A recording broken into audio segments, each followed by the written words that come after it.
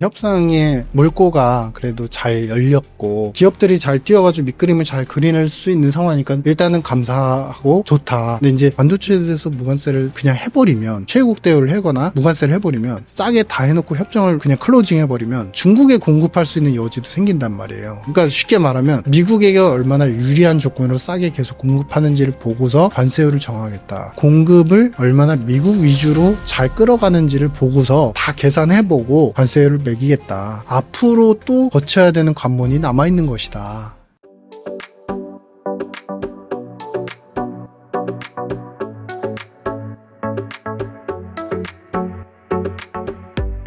박사님, 한국경제인연합회에서 이재명 대통령과 지금 정부가 트럼프 대통령과의 관세 협정 15%로 협정하신 거에 대해서 선방했다. 우리 정말 좋다. 잘한 것 같다라는 성명도 냈고, 또 어제 마침 핵잠수함 관련 승인도 있었고 분위기가 좋은데, 객관적으로 한미 관련 협상 2,500억 불 말이 많은데 좀 어떻게 됐고 평가 어떻게 하시는지요? 제가 감히 이거는 이제 정책자분들께서 이제 결정하실 부분이고, 그리고 협상의 물꼬가 그래도 잘 열렸고, 그리고 이제 관세와 관련돼서 이제 자동차의 15%, 그 다음에 보편관세 15% 이렇게 정리가 됐기 때문에 굉장히 감사한 일이고, 네. 어느 정도 이제 기업들이 잘 뛰어가지고 밑그림을 잘 그려낼 수 있는 상황이니까 일단은 감사하고 좋다. 네. 근데 이제 저희가 생각해 볼 우리가 대안적으로, 그러니까 이거를 이제 비판적으로 보고자 하는 게 아니라 이런 부분은 앞으로 협상에서 더 반영이 됐으면 좋겠다라는 부분을 제가 말씀을 드리겠습니다. 첫 번째는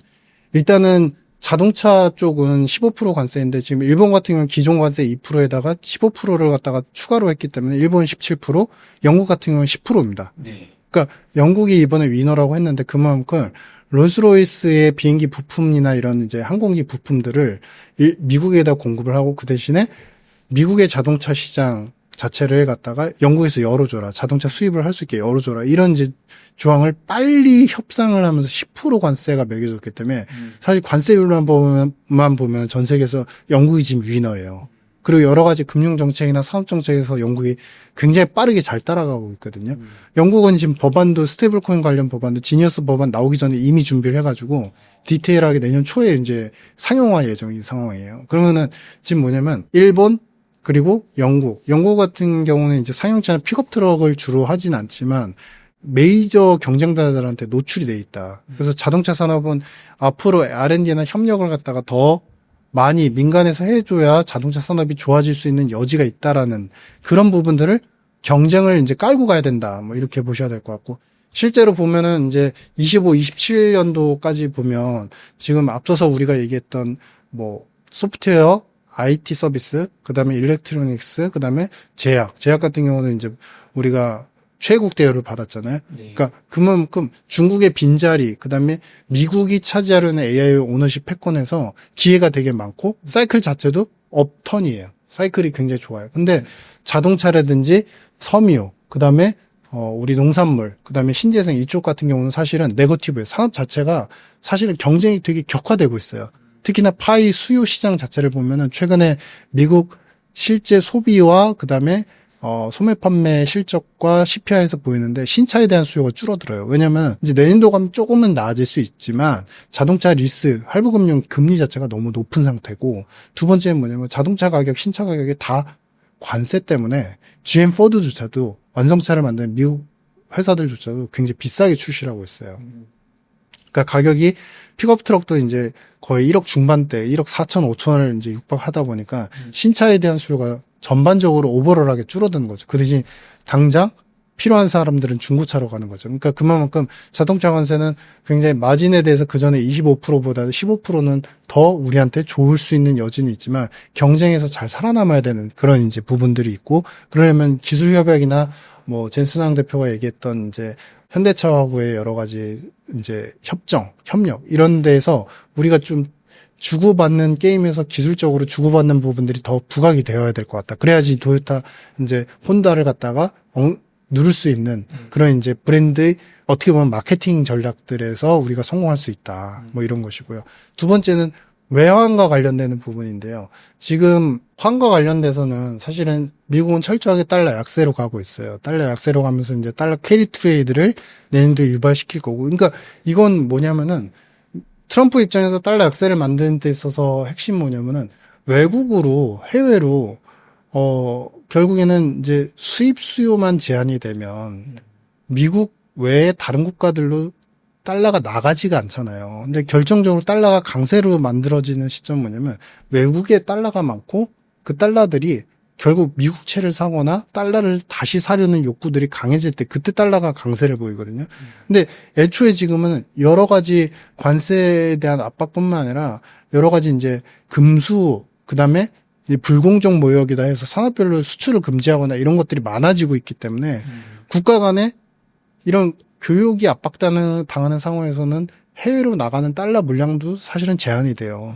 그렇기 때문에 외부에 달러가 없으니까 미국채를 사거나 수요 자체도 사실 외국에서는 수요가 없는 상태입니다. 상대적으로 줄었어요. 그러니까 달러는 계속 약세인 상황을 유지하는 거죠.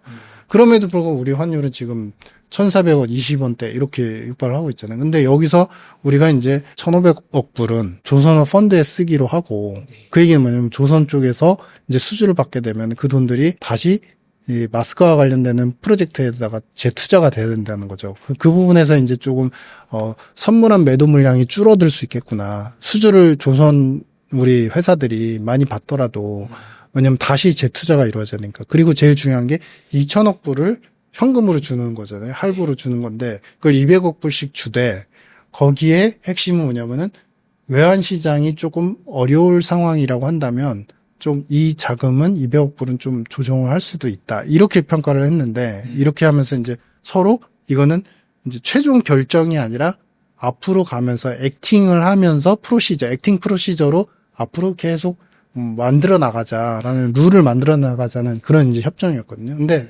거기서 이제 다음번에 만약에 기회가 되면 이건 제 개인적인 이제 바람이지만 200억 불을 낼 때 외환시장이 어지러울 것 같으면 그거는 시점과 자금은 조율을 할 수 있다라고 했잖아요. 그러면 그 단서가 또 들어갈 수 있죠.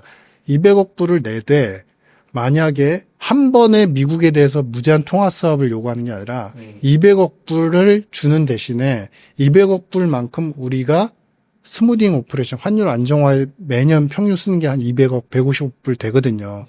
그 금액이 쓰여졌으니까, 미국에 주어졌으니까, 그 금액에 상응하는 만큼은 매년 통화 사업으로 해주세요. 라는 체결이 같이 들어갔으면 사실은 그래도 안심할 수 있죠. 돈을 주어도 결국에 다시 통화 사업을 통해서 다시 받을 수 있다는, 달러를 받을 수 있다는 그 명분의 계약이 생기니까. 그래서 한꺼번에 일본처럼 뭐 유럽처럼 무제한 통화 사업을 바로 요구하기보다는 주는 만큼 통화 사업을 일부씩이라도 해주세요라는 체결을 좀 협약에 좀 넣었으면 하는 바람이 있다. 그래야지 환시장에서도 200억 불이 사실은 이제 우리가 이제 외환보유가 4천억 불 이제 넘어간 지 오래됐기 때문에 200억 불이 크지 않아 보이지만 만약에 매년도 계속 쌓여가게 되면 외환시장 안정화에 쓰이는 200억 불이 오히려 미국에만 주는 그리고 계속 부족하게 되는 그러니까 외환시장 개입도 어느 정도 일정 부분 해야 되고 스무딩 오퍼레이션을 위해서 그리고 200억 불이 또 나가고 그러면 매년 나갈 수 있는 외환 보유고 자체가 350억에서 400억 불로 늘어난다는 얘기예요.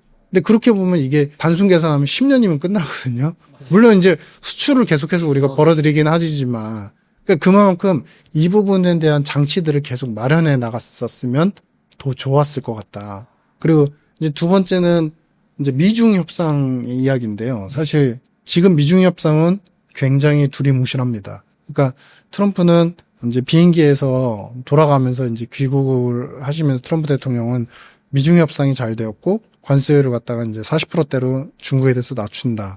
그리고 이제 추가적인 부분에 대해서 앞으로 논의를 할 것이다. 이렇게 예고는 했지만 제일 중요한 거는 엔비디아의 칩에 대해서 중국에 수출을 하는지 안 하는지 그리고 히토리오와 관련된 수출은 이제 1년 동안 유예를 한다고 했으니까 그럼 반도체 칩에 대한 수출은 어떻게 할 건지 미국의 IT 빅테크들이 수출을 여전히 할 수 있는 경로가 열려 있는지 굉장히 민감한 사항들에 대해서는 사실 논의에 대해서 구체적으로 발표를 안 했어요. 이번에 두리뭉실하게 넘어왔고 중국이 결국 이제 여러 통신사를 통해서 이제 신문 지상을 통해 가지고 발표한 내용을 보면 언론상에서도 사실 중국도 서로 협의가 잘 되었다. 근데 구체적으로 어떤 산업, 특히 이제 IT, 그다음에 히토리오 관련된 부분을 어떻게 협정할 건지 관세를 갖다가 이렇게 낮춰주면은 중국은 어떻게 대응할 건지에 대해서 포지션을 명확히 하지 않았어요. 그러니까 이거는 아직은 여지가 남아있는 것 같아요. 트러블의 여지가. 근데 중요한 거는 그럼 왜 그럴까 잘 생각해 보시면은 미국 트럼프 대통령 입장에선 내년도 중간선거까지 중국하고 그렇게 싸워서 이득 볼 일은 별로 없어 보입니다. 왜냐하면 지금 관세 수입이 문제인데요. 관세 수입으로 매년 1조 달러 이상 벌어들일 수 있다라고 이제 예고를 했었잖아요. 근데 실제로 올해 누적적으로 벌어들인 관세 수입은 2,300억, 400억 불밖에 안 돼요. 5분의 1 수준밖에 네. 안 되네요. 근데 그게 왜 그러냐면은 미국이 최근에 보시면은 지표상으로 보셨을 때 무역수지 적자가 확연하게 떨어지고 있죠. 근데 이게 뭐냐면은 수출이 조금 는 영향은 있어요. 근데 수출의 그 증가폭 자체가 뭐 10% 이상을 상회할 정도로 늘어난 건 아니고 수입이 결정적으로 감소를 빠르게 했거든요. 미국인들 자체가 수입 수요 자체를 갖다 축소를 시키면서 관세에 대해서 쉽게 말씀드리면 저항을 하는 거죠. 비싸진 관세로는 사지 않겠다. 소비를 안 한다. 왜냐하면 일기 때도 겪어봤지만 스마트해진 소비자들은 이거 놔두면 나중에 협정을 하게 되면 관세율이 나중에 낮아지는데 그때 가서 사면 되지. 그러니까 이거는 결국 관세에 대한 조세 저항이다. 이렇게 표현하면 될 것 같고 그러면 수입이 적어지는 만큼 관세 수입도 당연히 적어지는데 그나마 중국 대상 관세 수입은 총 수입 금액에서 30% 이상을 차지할 정도로 많이 벌어들이고 있어요. 관세 수입을 기준으로 본다면. 그러니까 트럼프 입장에서도 그나마 벌리고 있는 중국 관세 수입을 중국하고 또 트러블을 일으켜서 그것마저 막을 이유는 없다는 거죠.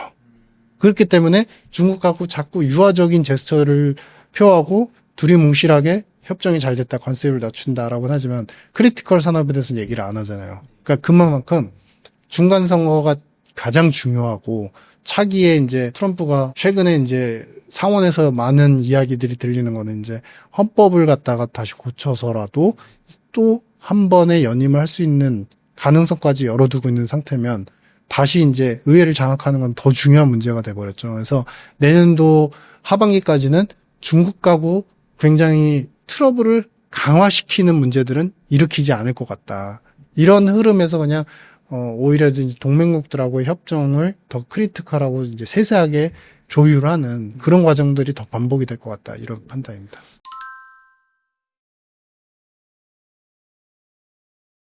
그러면은 박사님 우리나라가 뭐 한 부분에서는 약간 아쉬운 면이 있지만 그래도 관세가 15%면 괜찮은 거잖아요. 네네. 그런데 어제 제가 기사 보다 보니까 반도체는 15%가 뭐 확정된 게 아니다 뭐 이런 류의 기사가 있던데 이건 무슨 얘기인가요? 그러니까 지금 그거는 이제 보면서 판단했다는 걸로 들려요. 그러니까 어제 나온 이야기를 보면 사실은 미국 내에서 바틀렉이 걸리거나 어려울 수 있는 부분에 대해서는 노터치를 한 거죠.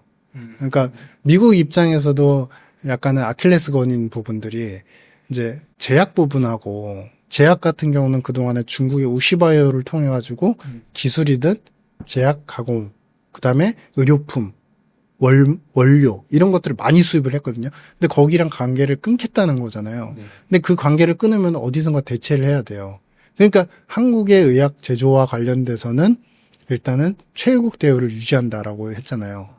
그러니까 그게 바로 그것과 연결이 되는 거고. 중국 거를 우리나라 걸로 대체해야 되니까 수입 물가가 비싸지면 안 되니까 한국 그렇죠. 이쪽 분야는 바이오는 관세 최혜국으로 낮춰줘. 맞죠. 왜냐면은 지금 미국이 제일 재정에서 가장 트러블을 일으키는 부분은 이번 트럼프 얘기 때 답이 보이잖아요. 약가 인하를 계속 얘기하잖아요. 맞아요. 더 강하게 얘기하잖아요. 왜냐면 메디케이드하고 메디케어에서 사실 약, 병원 수가 이런 것들이 돈이 상당히 많이 나가는데 그 나가는 거를 통제할 수는 없어요. 왜냐하면 이거는 연방 정부에서 주는 지원 금액이 있고 그러니까 지역 우리 이제 주 정부에서 주는 이제 지원 금액이 있는데 주 정부에서 지원하는 금액들을 나중에 이제 연방 정부가 지원하는 방식이에요. 그러면은 지원은 다 나갔는데 돈 주세요 하면은 사람이 오버가 되고 이제 주별로 만약에 약간 오버가 됐으면 그 돈을 줄 수밖에 없어요.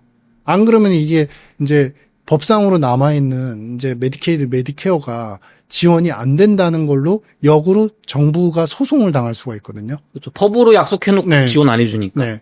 그러니까 그만큼 되게 민감한 부분이고 사실 이 재정 적자의 가장 큰 부분이 고령화가 되면서 메디케어, 메디케이드 문제가 굉장히 커요. 근데 약가 인하를 해야 되는데 수입 원재료 의약품에 대해서 그러니까 관세 자체를 높여버리면 이 재정은 더 파탄이 나겠죠. 그러니까 그 부분은 건드리지 못하는 거고 두 번째는 목재 가격이 미국이 목재 가구들, 목재 집이 많잖아요. 그러니까 계속 상승을 하는 추세예요.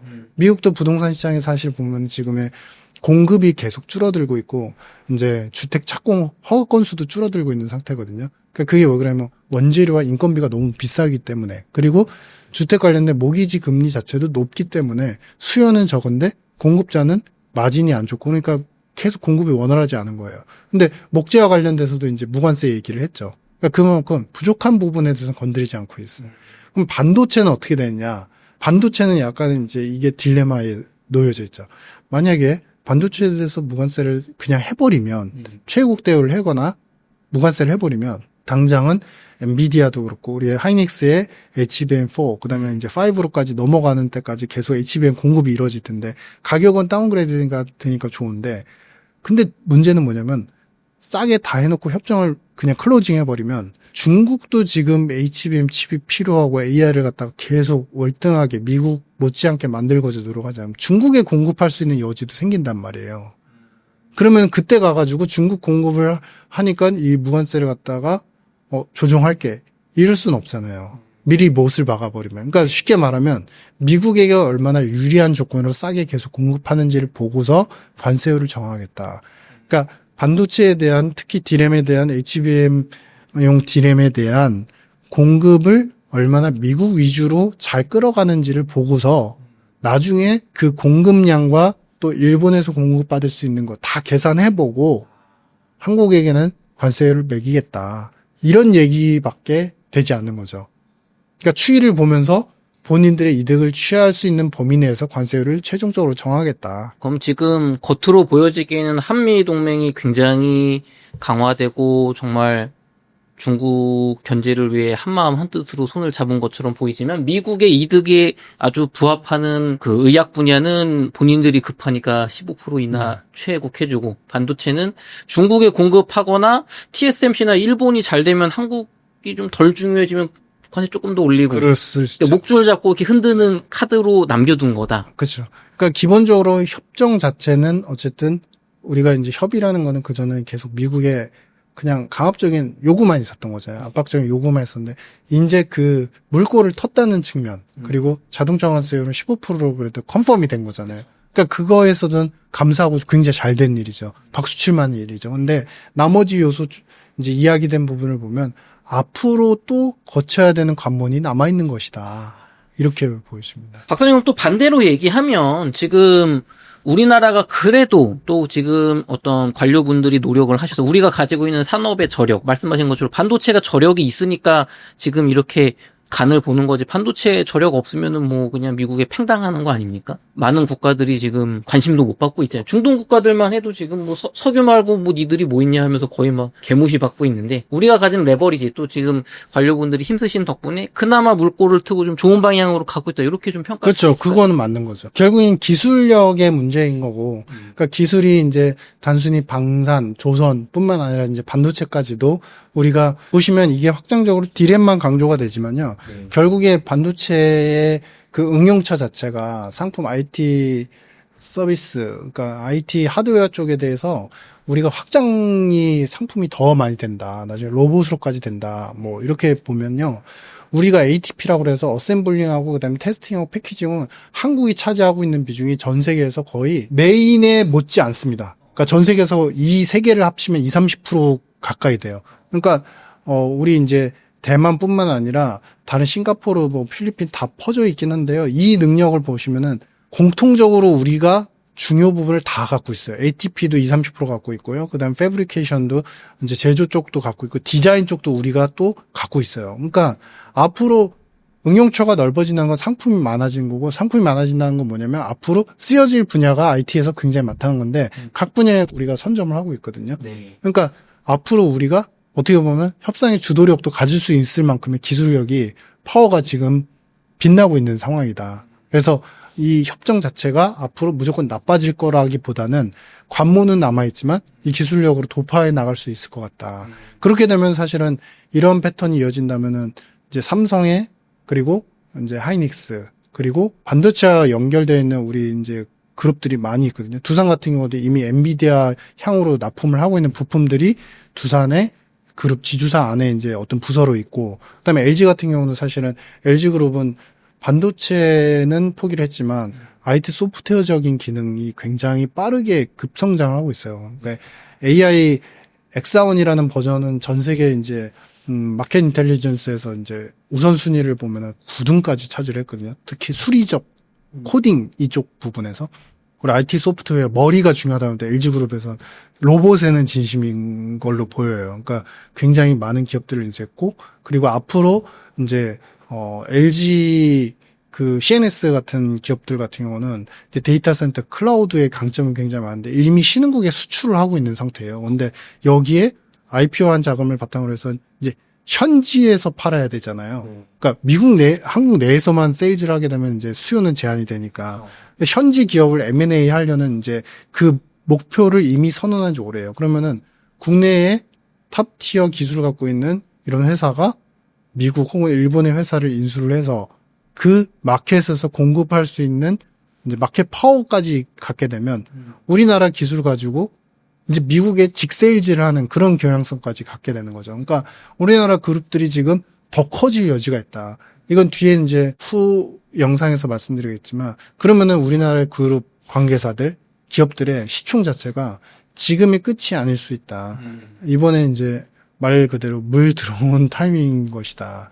어떻게 보면 이게 역설적으로 보면은 오히려 트럼프가 어떤 한 산업, 기술 산업, 특히 기술이 필요한 산업에 집착적으로 굉장히 강조를 하고 키우려는 의지를 보이는 만큼 한국이 그에 의한 기술력 혜택과 기술력의 우위성을 더 돋보이게 만들어줬으니까 어떻게 보면 역설적으로 트럼프한테 감사할 일이다. 트럼프 대통령이 우리나라를 오히려 빛나게 해주고 있다. 네네. 이게 많은 분야에서 지금 중국이 시장을 사실 제조업이나 많은 분야에서 우리를 추월해 나가고 있었는데, 그거를 차단해 줌으로써 우리 이 범미국 진영에서는 우리가 독보적일 수 있다는 얘기잖아요. 그렇죠. 맞습니다. 그렇다고 뭐 중국 거 싸다고 나중에 바로 살 건 아니니까 이렇게 한번 블록이 생겨버리면, 그럼 어떻게 보면 지금 우리나라에게 트럼프 대통령과 미중 갈등 덕분에 제2의 전성기 이걸 잘 활용한다면 그럴 수도 있는 겁니까? 국력 무기 측면에서? 네, 충분히 그럴 수 있죠. 우리 막 이렇게 우리가 미래가 없다, 이제 뭐 경제 끝났다, 고령화로 우리나라 희망 없다, 이거 아니다. 결국 수출로 드라이브로 갈 수 있는 거죠. 그러니까 이제 물론 내수도 커지면 좋겠지만 내수가 이제 뭐 여러 가지 부채 문제부터 시작해서 그다음에 자영업자 문제, 중소기업들, 그러니까 이제 전통 산업들은 계속 이제 약간 하락 추세를 겪어가고 있으니까. 근데 이제 신성장 산업들은 계속 기술력으로 버팀목을 만들고 있고, 우리가 일기 때도 사실 중국하고 이제 미국의 교역, 그다음에 중국이 다른 국가한테 수출할 수 있는 그 교역 자체를 갖다 관세로 압박을 하면서 우리가 트럼프 일기 때도 오히려 우리의 수출 비중이 많이 늘어났었어요. 미국에 대해서. 그래서 그만큼 기회의 요소는 우리한테 지금 많이 다가와져 있다. 그래서 지금이 25년도 하반기 연말이기 때문에 앞으로 2년 정도 수출 물량들이 많이 늘어날 수 있는 여지는 충분히 열어둬야 될 것 같다. 이런 판단입니다. 좋습니다. 그럼 마지막으로 저희 3부에서 2026년 경제 이제 개인 측면에서 어떻게 자산 배분하고 어디에 투자하면 돈을 벌 수 있는지 얘기 나눠보도록 하겠습니다.